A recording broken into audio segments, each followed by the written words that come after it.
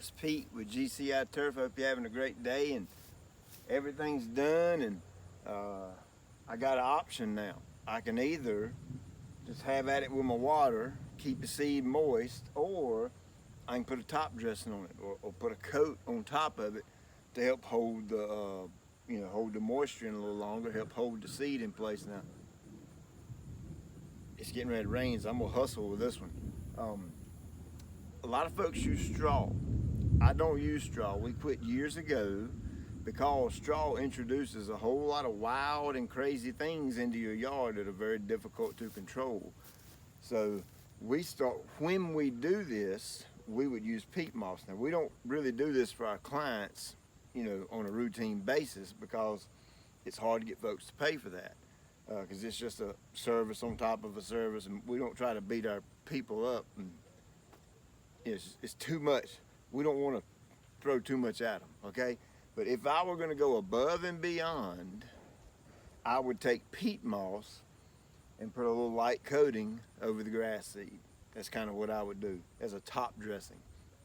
Another option is compost. I'm not a big fan of using topsoil. I'd much rather use a real nice, rich compost. That way you kind of add nutrients to the ground at the same time.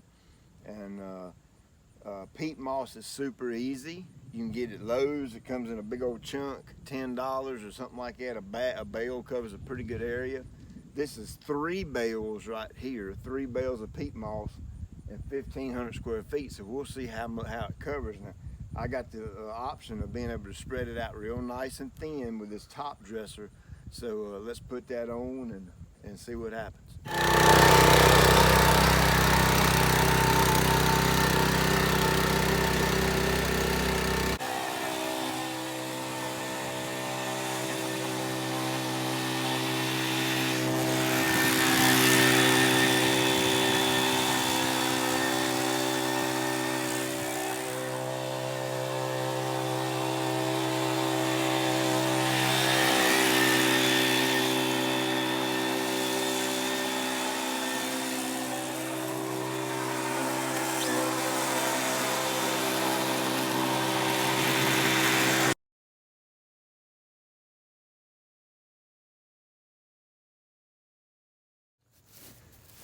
All right, so there you go. That's about as even as I can spread it.